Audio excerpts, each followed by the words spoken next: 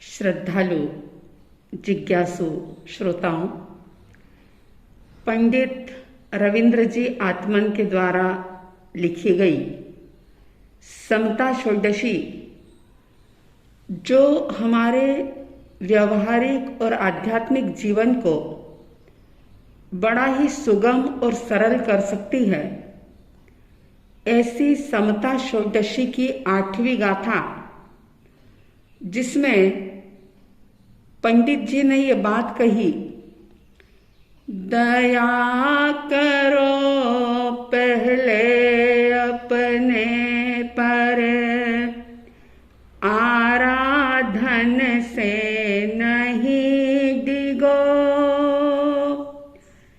कुछ विकल्प यदि आवे तो भी संबोधन समतामय हो। समता रस का पान करो, अनुभव रस का पान करो, शांत रहो, शांत रहो, सहज सदा ही शांत रहो, शांत रहो, शांत रहो, सहज सदा ही शांत रहो। दया करुणा बहुत बड़ा गुण है। दया एक ऐसा गुण है जो इंसान को हैवान और शैतान नहीं बनने देता। इस गुण का विकास हर व्यक्ति को अपने जीवन में करते रहना चाहिए।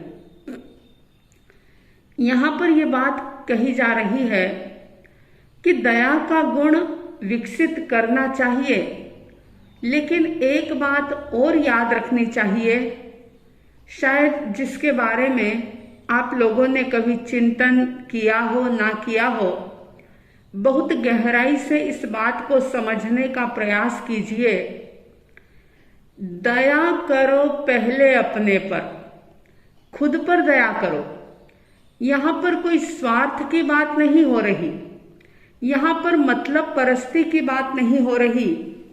यहाँ पर आत्मा के संबंध में कहा जा रहा कि हर व्यक्ति को चाहिए कि वो सबसे पहले स्व की दया करे।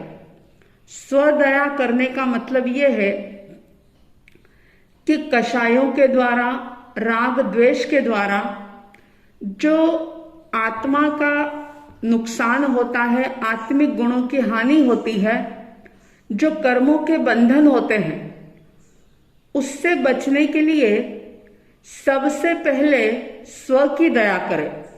जैसे जब दया और करुणा का भाव भीतर में होता है तो हम किसी दूसरे प्राणी को तकलीफ नहीं दे सकते और उसकी तकलीफ को देख भी नहीं सकते।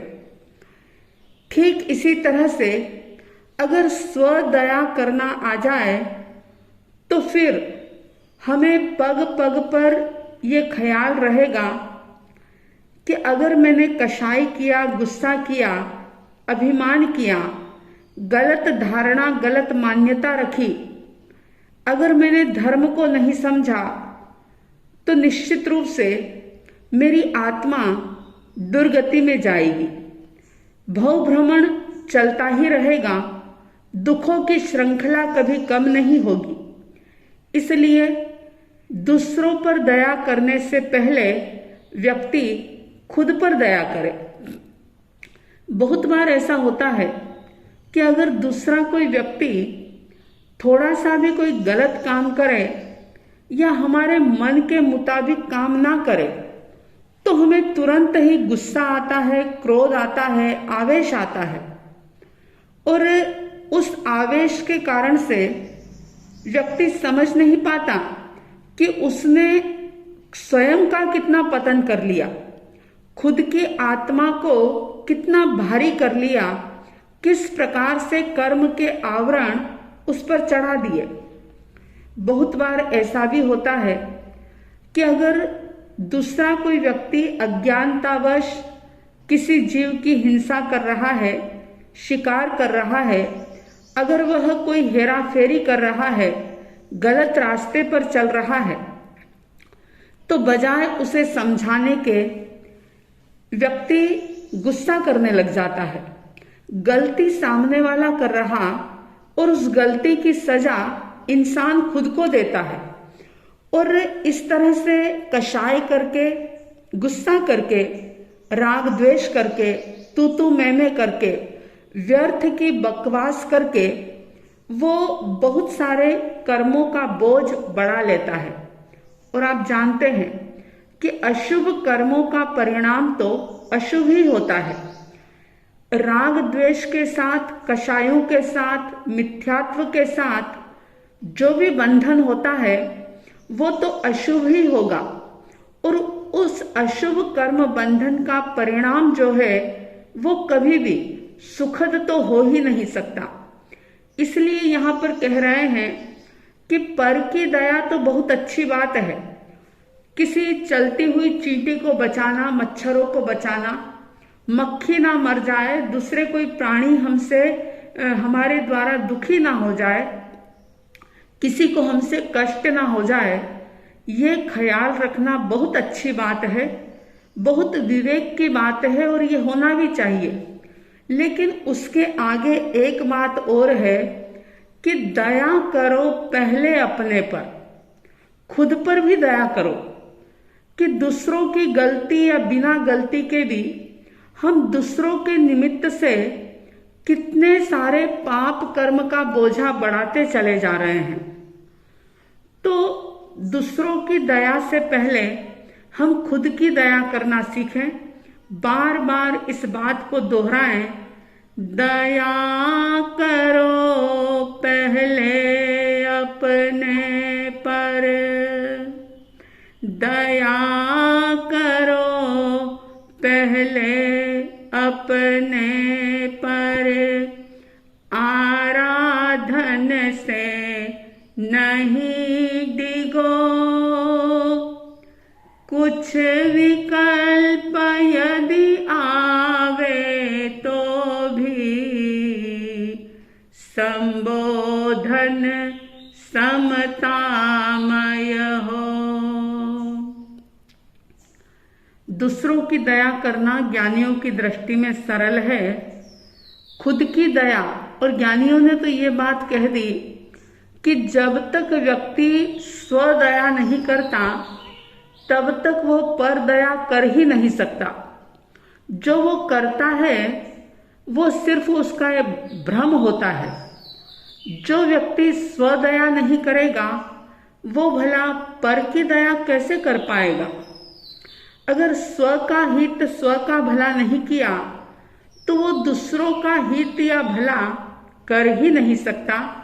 इसलिए इस बात को बार बार दोहराइए, याद रखिए, और दिन भर में अपने आप का निरीक्षण करिए कि कितनी बार ऐसा होता है, कितने ही ऐसे प्रसंग आते हैं कि जब व्यक्ति दूसरों की गलती की सजा खुद को दे देता है, और गुस्सा करना, कषाय करना, राग द्वेष करना, आसक्ति करना, परिग्रह को बढ़ाना, हेरा फेरी करना, निंदा करना, व्यर्थ की बुराई करना, ये जो भी है ये सब स्वदया से विपरीत है।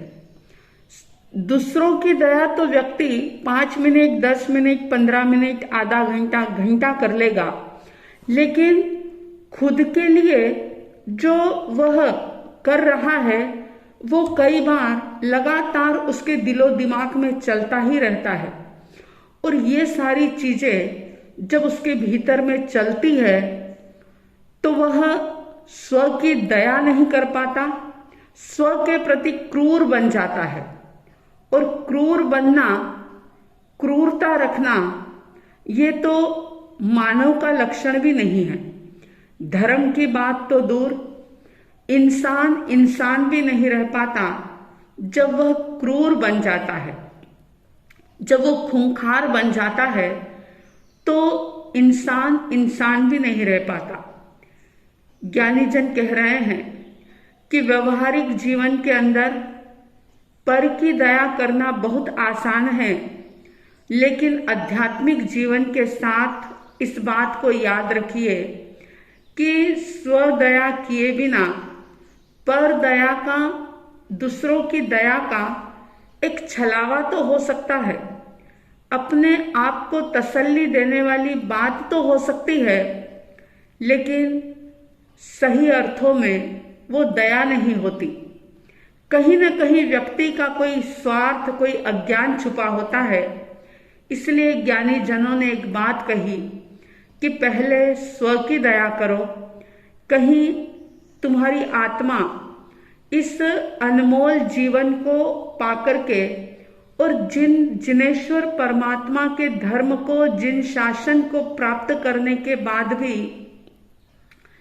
कहीं पापों के बोझ को बढ़ा तो नहीं रही, कहीं पापों से तुम भारी तो नहीं हो रहे हो।